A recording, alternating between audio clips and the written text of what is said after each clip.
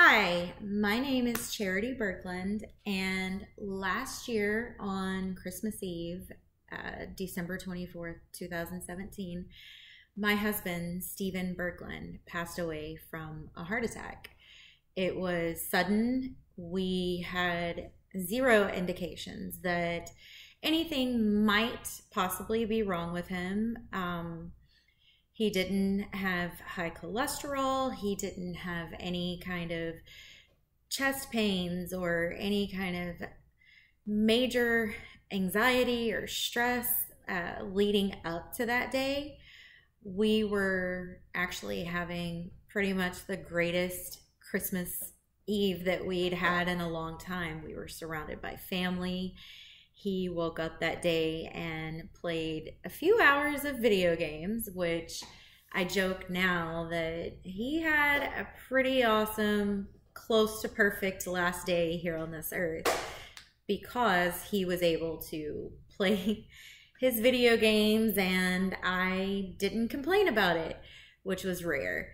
And we were surrounded by our friends and our family, and it was just a beautiful day all in all. And it suddenly got to a point where he was in our front yard playing with our boys, and he was overexerted and started saying that he felt a pain in his chest, and he was sweating more than normal, and it was something that was odd for him. And he was a big guy and he did sweat. However, the places it was coming out of the top of his head, off of his arms. And so things like that were very uncommon. And my brother-in-law, his brother, who just so happens to be a cardiologist, decided, you know what, we need to go to the hospital. If it's nothing, then great, amazing. We will just have the test run and see what happens. If anything, my thought was we'll just spend the night in the hospital and wake up Christmas morning in the hospital. No big deal. And then unfortunately, on our way to the hospital, he had a heart attack and he died. And it was sudden.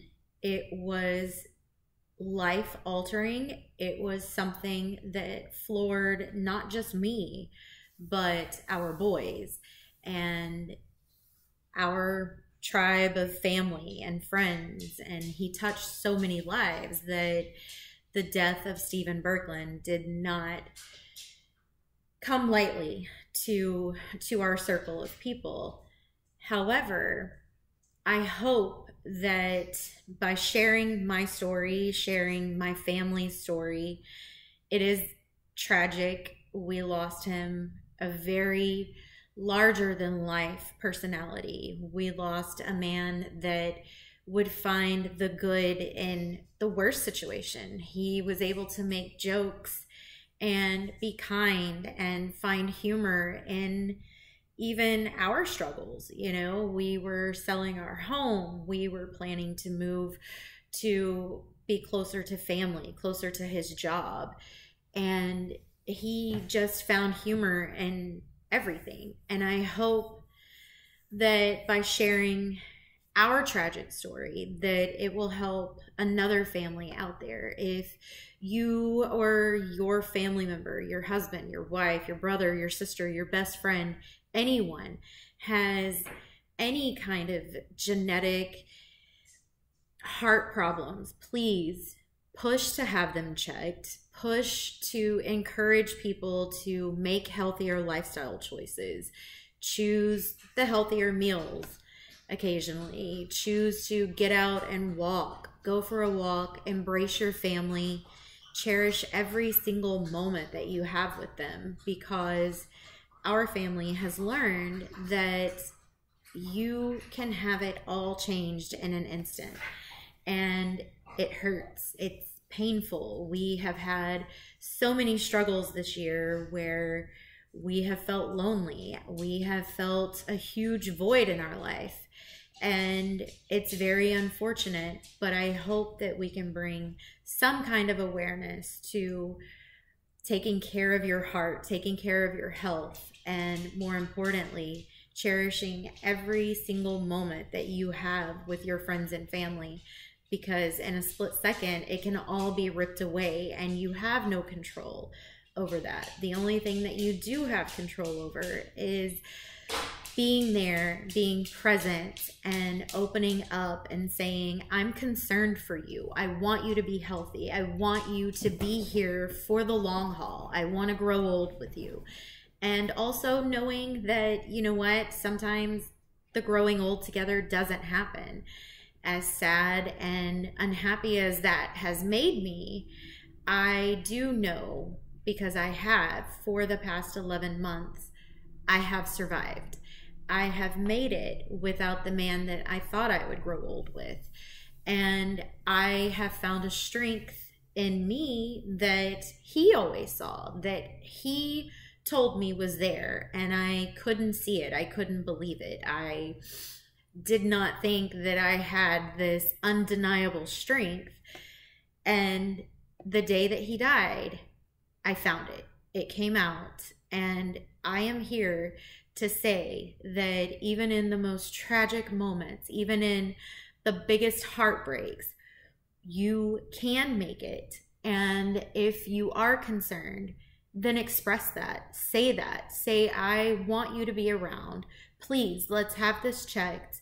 Let's, for just peace of mind, let's go. Let's spend the money, find a way. There are so many ways and resources that we have these days to take care of our health. Even if you aren't able to have a gym membership or you don't like that atmosphere, we can take a walk. We can walk around the house if you want to. It's very important. And I hope that our family's tragedy might help someone in some way. I truly believe that when we share our stories, there is someone out there that can benefit from our words. And I hope that this has helped someone. And I hope that everyone takes this Christmas season to heart and you spend time with the people that you love, the people, they may not be family, they may not be blood relation, but they might be your tribe, and embrace your tribe. Let them know how important they are to you, because you don't know if that's going to be the last conversation that you have with them.